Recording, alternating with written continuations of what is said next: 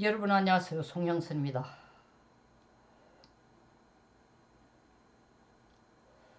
이준석이 과연 국회의원이 될 수 있을까?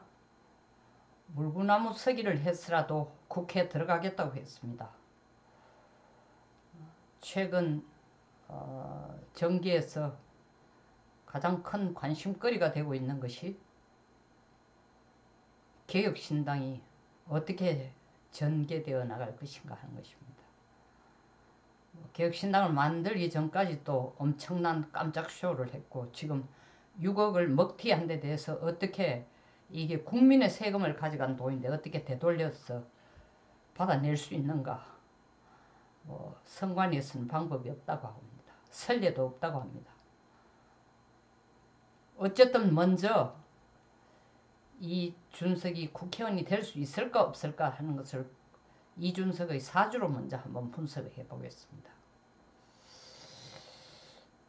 국회의원이 되기 위해서는 먼저 사주상에 법관이 될 사주가 있어야 됩니다. 금일주에, 예를 들자면 이건 목입니다. 토입니다. 토. 근데 금일주에 여기 금이 없어요. 목, 토, 수. 금일주에 목화국을 가지고 있거나 안 되는 거죠. 아니면 지지에 술해 없어요. 술이나 해. 술의 천문이나 묘유술을 가져야 됩니다. 근데 지금 가진 건 유 하나뿐이에요. 이럴 경우에 국회의원이 되기 위한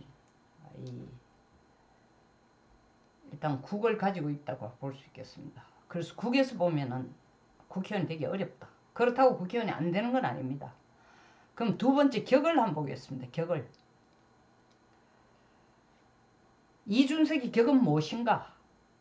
기토 일주에 밑에 보면은 지지가 사류축 금국이에요. 금국. 기토의 금은 토생금 해서 상식 태왕격입니다. 상식 태왕격.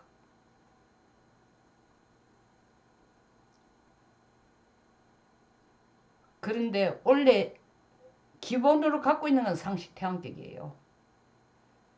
에? 그런데 원래 기운은 어떤가? 갑진년, 갑진년. 이 진이 다시 지지와 진유 합금을 이루어서 기존의 사류축 금국이 된 것을 더욱 금의 기운을 강하게 해주니까 빼도 박도 못하는 더 강화된 상식 태양격입니다. 원래 상식 태양격의 직업은 뭐냐? 교수나 또 기자나, 그것도 기자도 특히 야당 언론의 기자가 더 많습니다. 정치평론가가 가장 좋은 직업입니다. 저 말로서 풀어먹고 사는 사람이에요. 그리고 남을 비판하고 비평하고 이게 자기 일입니다. 근데 상식이 제 모양을 가장 갖추는데 제일 필요한 게, 그리고 좋은 게 관이에요. 그러니까 상식은 관이 필요하니까 관에 대한 집착이 어마어마하게 강합니다. 그러면 이 이준석이 가지고 있는 사주 형국에는 관이 있느냐 없느냐? 어떤 사람들은 이 묘를 관이라고 합니다. 모양새로 봐가는 관입니다. 근데 이게 과연 관의 역할을 할 수 있을까 없을까? 관이 있어야 국회의원을 하는 겁니다. 관이 있어야 정부 부처의 공직도 할 수 있습니다. 근데 여기는 국회의원에 한정을 한다면은 이 묘가 제대로 된 관의 모습인가? 이걸 보려고 하면은 사주팔자만 봤을 때는 게 아니라 운도 함께 봐야 되는 거예요. 38살이에요. 안 썼는데. 38살인데 38대운에 38대운이 을레대운이에요. 그럼 을레대운에 해가 들어오니까 해묘가 되면은 해묘미 상국으로 해묘의 해는 재성이에요. 기토에 대한 재성입니다. 묘까지 합쳐서 재생관이 되는 모양새를 갖추고 있지만 해묘미 삼합에 있어서 해묘는 이 묘 자체가 승목, 젖은 나무기 때문에 재생관이 안 돼요. 그러니까 관으로서의 제 역할이 안 된다는 겁니다. 쉽게 말해서. 관으로서의 제 역할이 안 되면은 목생화도 안 됩니다. 목생화. 이 목이 화를, 불꽃을 피우게 하는 역할도 못 되는 거예요. 목생화가 되어야 관인상생이 됩니다. 관인상생. 명예를 가져올 수 있는 겁니다. 근데 아까 얘기한 격을 보면은 상식태왕격은 상관견관이라 해서 관을 치는 사주예요. 원래. 그럼에도 불구하고 자기 사주에 목을 가지고 있으니까 이 관을 가지고 있으니까 이 관이 제대로 된 역할을 하는가 보니까 관의 모양새는 갖고 있지만 관이 아니다. 그래서 대운과 연계해서 봐도 관이 뚜렷하지 않다. 관이 뚜렷하지 않은 만큼 관에 대해 집착은 점점 더 커집니다. 원래 상식태안이라는 것은 남을 국회의원을 만들어주는 사주예요. 자기의 능력으로. 근데 자기가 국회의원을 하면은 동료를 죽이게 되는 거예요. 여기 보세요. 군비쟁제합니다. 남의 것을 뺏거나 자기가 똑같은 모양을 가지고 있는 동료를 뺏거나 동료에게 뺏기는 거예요. 그럼 만들어주는 역할로서의 끝을 내야 되는 거예요. 자기가 국회의원 되는 게 아니고. 그러나 이분은 상식태왕으로서 관에 대한 집착이 어마어마하게 강하다. 자, 요 짧게 본 것으로 봐서 자기 사주상으로는 국회의원이 되기 어렵다. 더더구나 그럼 원래 년으로 봐도 진유 합금까지 돼서 사주축 금국의 금으로 가서 상식태왕을 더 강화시키니까 도움이 안 된다. 어렵다는 거예요. 자기 사주상으로는. 자, 그러면은 사주 같은 건 필요 없어. 혹은 한계가 있으니까 이 한계를 넘어서서 정말 물구나무 서기를 해서라도 관을 얻을 수 있는, 국회의원이 될 수 있는 방법이 있을까? 다른 환경에 의해서 도움을 줄 수는 있습니다. 마치 운에 의해서 사주에 도움을 주거나 사주의 힘을 빼듯이 환경 변화에 의해서 도움을 줄 수도 있습니다. 다시 말하면 해묘미의 미 역할과 같은 제대로 삼합이 될 수 있도록 목국으로 될 수 있도록 역할을 할 수 있는 미 역할.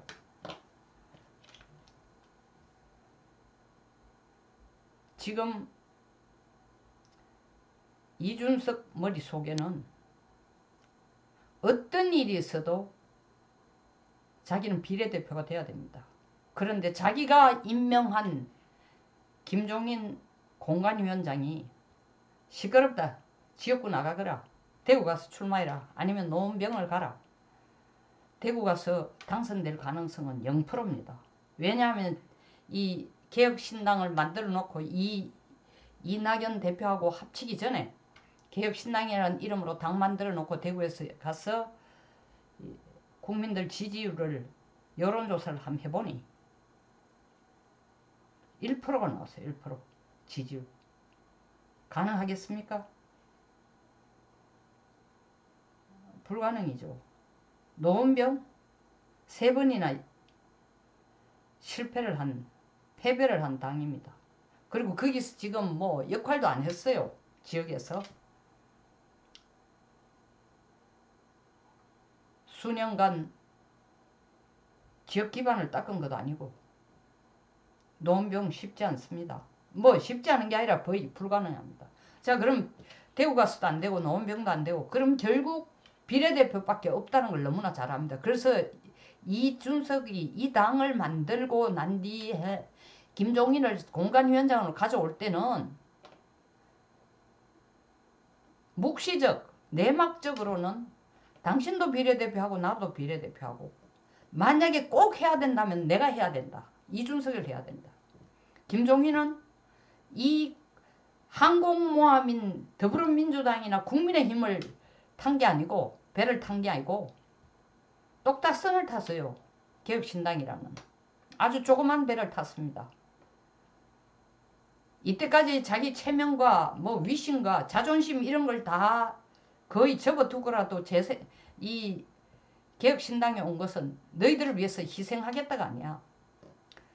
내가 육선의 비례대표를 이 기회에 아주 유종의 미를 거두는 것이 육선의 비례대표를 하는 것이다. 이건 나의 내피셜이에요. 그 생각을 하고 왔을 거다. 이름도 없는 이 조그만한 당에. 그러니까 이준석 네가 비례대표를 못해도 나는 반드시 비례대표를 해야 된다. 뒤집어 얘기하면은 두 사람이 최소한 비례대표가 돼야 되는 겁니다. 남자 번호를 보면은 남자가 2번 짝수로 가니까 적어도 4명이 비례대표가 되어야 된다는 겁니다. 두 사람이 다 자기 원하는 걸 하려면 거의 불가능하죠. 이럴 때쯤 다른 대안이 있을까? 이들이 국민의힘과 손잡는 건 불가능해요. 왜냐하면 지금 개혁신당 내에 있는 현역 의원들이 다 민주당 사람들이에요. 그리고 그들이 당적을 뭐 개혁신당으로 왔지만 우리 당에서 그들을 받아들일 가능성은 거의 제로에 가깝습니다. 그리고 우리가 오라고 지금 얘기할 생각도 없습니다. 그러니까 이준석과 김종인이 기웃거리는 데가 관심을 갖는 데는 이재명입니다. 이준석이 이때까지 정치 활동을 하면서 윤석열에 대해서 한 욕에 비하면은 이재명에 대해서는 비난이나 욕한 게 거의 없습니다. 이재명에게 손을 내밀 때 이재명은 이준석을 받아들일 가능성이 꽤 높습니다. 지금 뭐 극좌의 당들도 다 이 비례대표에 몇 석을 주면서 거의 그들에게 10석 가까이를 할애를 하면서 우리 쪽으로 오라고 얘기하고 있습니다. 그런데 그들만큼 극자도 아닌, 그리고 평상시에 자기를 욕도 안 한, 그리고 성격도 뭐 이쪽에 실질적으로는 이준석은 국민의힘 출신이지만 나머지 지금 당을 이루고 있는 현역 의원들은 다 민주당 식구들입니다. 불러들이는 것은, 손을 잡아주는 것은 이재명이 지금 비명 행사라고 친문들을 침으로써 욕을 바가지 얻어먹고 공천이 엉망이 되고 있는 상황에서 마치 포용의 자세를 취하는 겁니다. 이준석을 받아들인 것. 그리고 김종인 역시 더불어민주당과 아무 인연이 없는 건 아닙니다. 과거에 더불어민주당 비례대표도 하고 더불어민주당의 비대위원장도 했습니다. 2차례나 했습니다. 거기 가는 게 서먹서먹한 게 아니라고. 이러한 방법을 찾는다면은 근원적으로 이준석이가 가지고 있는 자기 사주에 의한 핸디캡, 다시 말하면 국회의원 되기 어려운 것을 넘어설 가능성은 있겠죠. 이 방법이 아니고는, 혹은 이와 유사한 신출기몰한 방법을 찾아내지 않으면은 자기가 가지고 있는 사주상으로 봐서는, 그리고 운의 흐름으로 봐서는 국회의원이 되기 어렵다. 그런데 자기는 물구나무 서기를 했으라도 국회의원을 하겠다 했으니까 이재명과 손을 잡는 방법이 물구나무 서는 방법인지도 모르겠습니다. 이것이 어떻게 전개되어 갈지 지켜봐야 할 것입니다.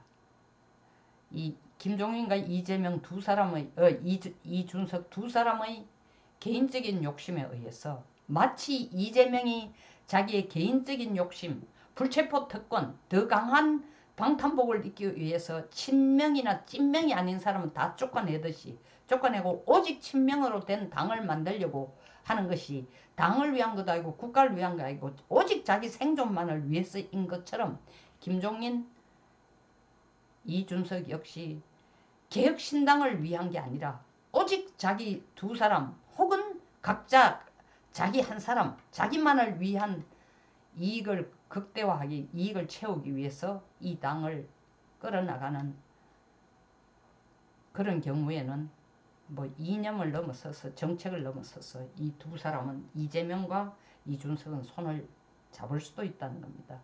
이런 아이디어들은 준석이 머리에서 혼자 나온 건 결코 아닐 겁니다.